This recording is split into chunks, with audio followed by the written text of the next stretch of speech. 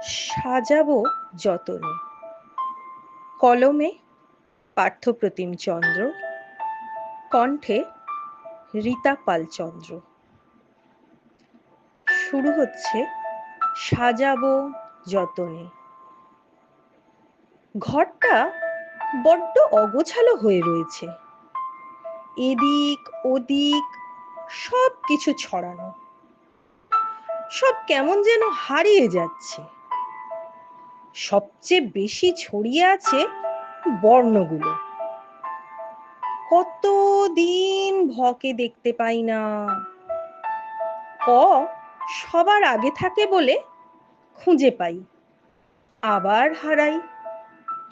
টকে মানি ব্যাগে রাখি, তবে বাইরে বেরোলেই ট পালায়। ঙ ছ অবশ্য চাইলেও হারায় না। খুব হারায় খ ফ দন্তন্য ত এই বর্ণগুলো। প ম দদের দরকার থাকে না, তবু সব জায়গায় দেখি। রটা মনে থাকে, তাই দূরে গেলেও হারায় না। সমস্যা হলো চারটে বর্ণকে নিয়ে: ভ, ল, ব আর দন্তস্ব। ওদের কেউ বইয়ের ভিতর, কেউ ডায়েরির পাতায়, কিংবা সাইকেলের ধুলোয় লুকিয়ে পড়ে। কাজের সময় কিছুতেই খুঁজে পাই না। তবে ঘরটা এবার গোছাবো ভাবছি।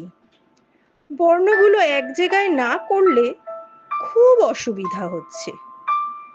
বর্ণগুলো পাশাপাশি থাকলে তুলে তুলে কি সুন্দর চারা গাছ পোতা যায়। নতুন নতুন কত শব্দ বোনা যায়, তা দিয়ে কত বাক্য তৈরি করা যায়। দূষণ থেকে বাঁচতে গাছ দরকার, আর জীবন থেকে পালাতে শব্দ দরকার। নমস্কার।